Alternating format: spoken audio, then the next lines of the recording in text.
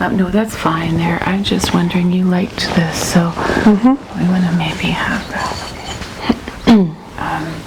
So the two thoughts that I had were, what would be one thing that a woman could do? We've talked about exploring fears. We've talked about accepting different things as they come. What would there be anything else that you would? And then you've talked about the man and the support of the rivers. Is there something for the woman that you would suggest as a powerful way that she can be ready to move forth with that journey of birth? Is there something else that we haven't touched on that you would like to share? Well, again, that's so personal for each individual woman, and so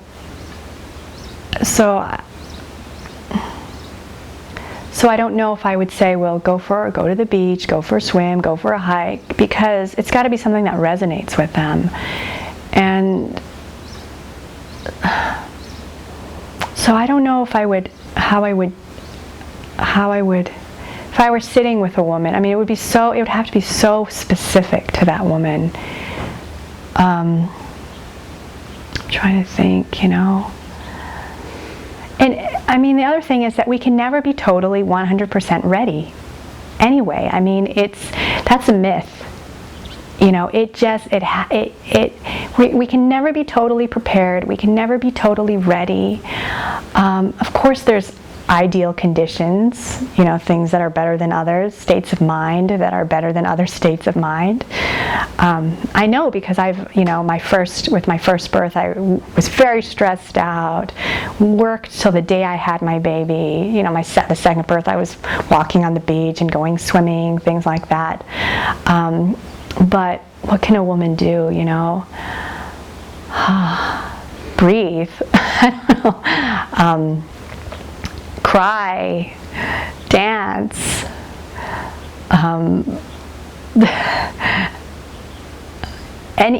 any way of being is okay. I guess that's what I would say to her, because I think women have so much pressure and so much, there's so many instructions to do this or not do that, to avoid this, avoid that. So my suggestion, is whatever you want to do is just fine.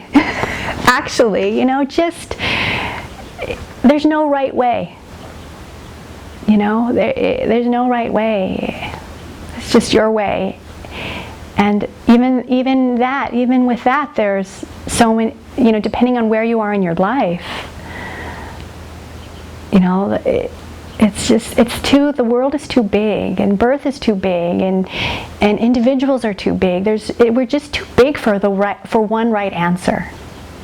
It's just, there's too much complexity, and everyone has their own journey, and I don't know how it all works out, whether things are, some folks talk about that you get the birth that you're going to get, you get the birth that you need to grow in the ways that you need to grow as a woman and as a mother, and so what was I going to say?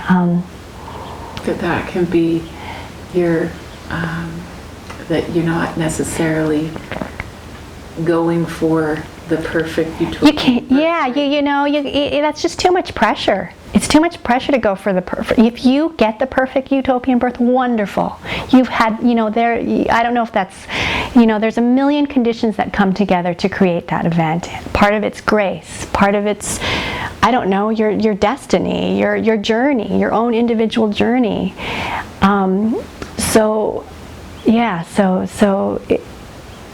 We just roll with it. We do the best that we can. We get knocked down and then we get up again and we keep going. We just do the best that we can because we're human. And the one thing that I've learned being a mother is, people talk about, wanting to have the perfect birth. Well, and I've talked about the pressure there in that. But there's also this huge pressure on wanting to be the perfect mother. I mean, birth is a piece of cake when it comes to motherhood. And I think, to give us, as women, as mothers, to give us, I give myself, I've learned to do this, a lot of room to make mistakes, a lot of room to fail. Because it's a difficult journey. It's hugely difficult. And I think by giving us the space to make mistakes, of course and there's forgiveness, and there's learning from our mistakes. That needs to be an important piece of it. But I think when we give ourselves the permission or the space to make mistakes, we're also doing that for our children. We're giving for our children to, and so. That's huge. Yeah. So I'm not about perfection. I feel like, I had a birth experience that I could say was pretty much perfect, and I am so grateful for that. Here I go back, I'm getting, going back to that again, but I was given that, and I'm thankful for that. But I'm perfectionist. Like I've just thrown that out. What I like to do is find beauty in the imperfection, in the broken heart. That's where the beauty is often overlooked. It's often because we don't really want it there. It hurts too much. But it's I think that is also part of the birthing journey. When we talk about postpartum, and when we talk about that time when the milk comes in. I remember with my first son, no one had prepared me for the tenderness, this exquisite softness that we feel when our babies are born, when our milk is coming in. I felt like my heart was so wide open that anything that touched it, even if it was something so beautiful, it hurt.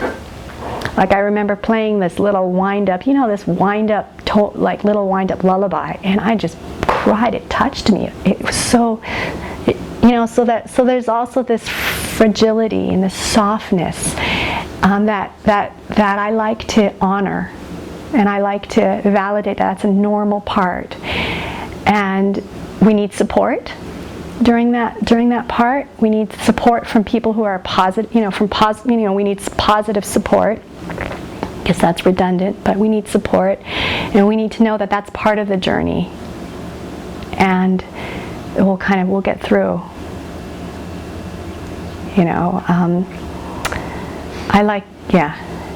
You could keep going. I just thought of something, unless you want to. No, go ahead.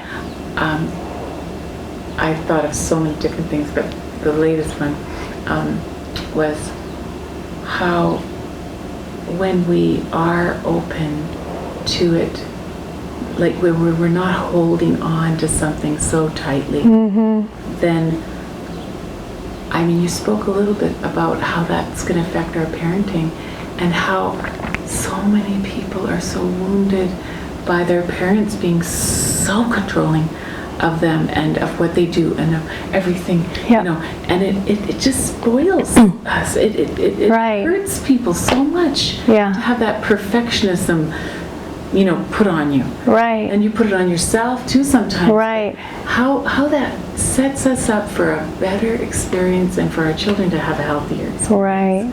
When we can start, because birth is not just a moment where we're doing something and then it's over, is it?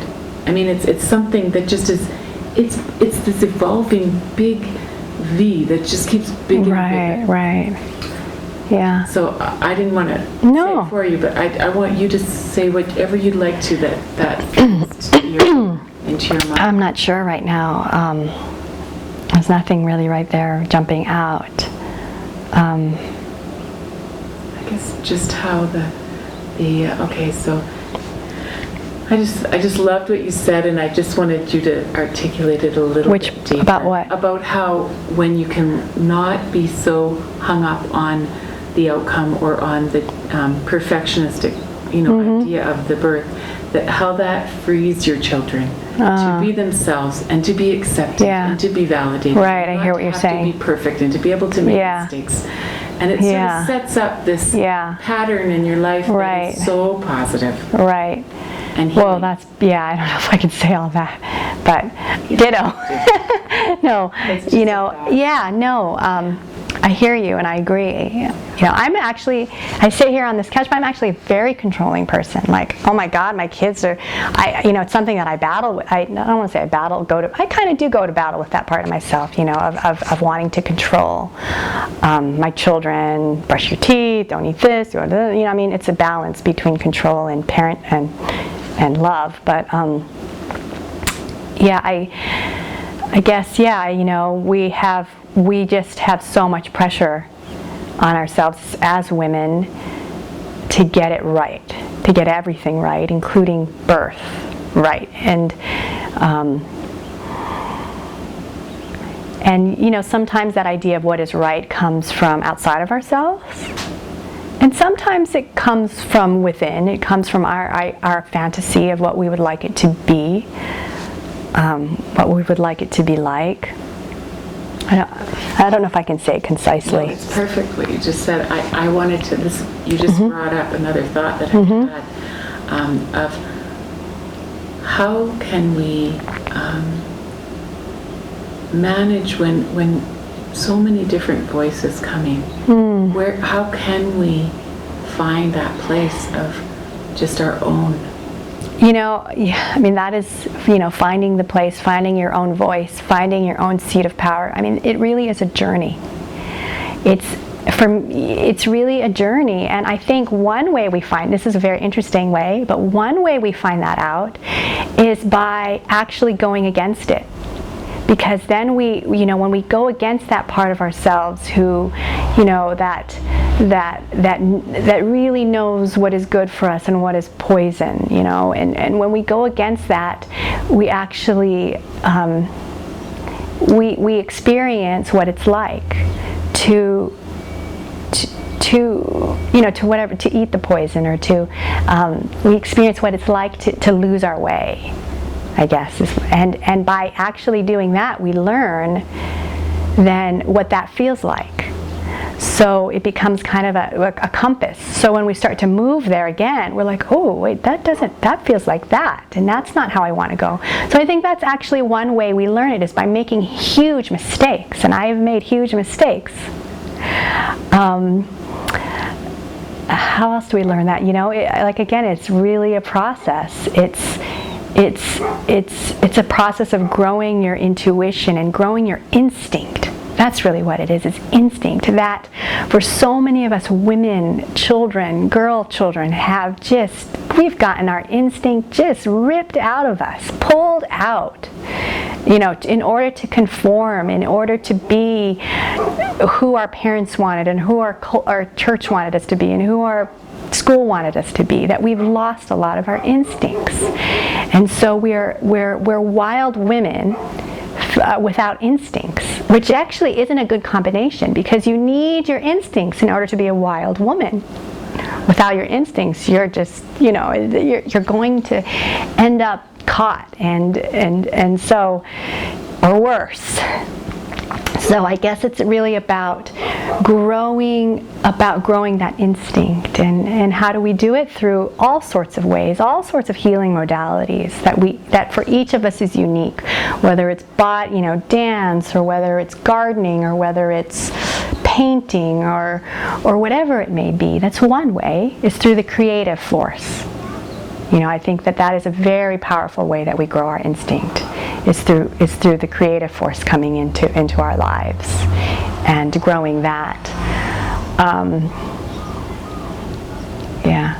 So those are some thoughts. I'm so grateful to you, and I think I don't want to keep you, but okay. I think that you need to go. But I just wanted to ask you: is there anything else you wanted to say? Oh, I don't know. I have so much to say. Think about, maybe just take a second and think about, is there one more thing or two more things? I mean, I'm not in a hurry. Yeah. So I know that you do right. have a schedule, but just if there's anything that you yourself want to say to the world about anything. I don't know. I think I've covered a lot of it, you know, which is, yeah, you know. Would you mind just saying your name? Oh, sure. And a little bit about yourself? Just Okay, as a, like, an sure. introduction? Yeah, my name is Monique Paris, and I was born and raised on Maui, where I now live. I'm 37. I have 2 boys, a son who's 11 and another one that's 7. I am a doula and a birthing from within mentor. And what else?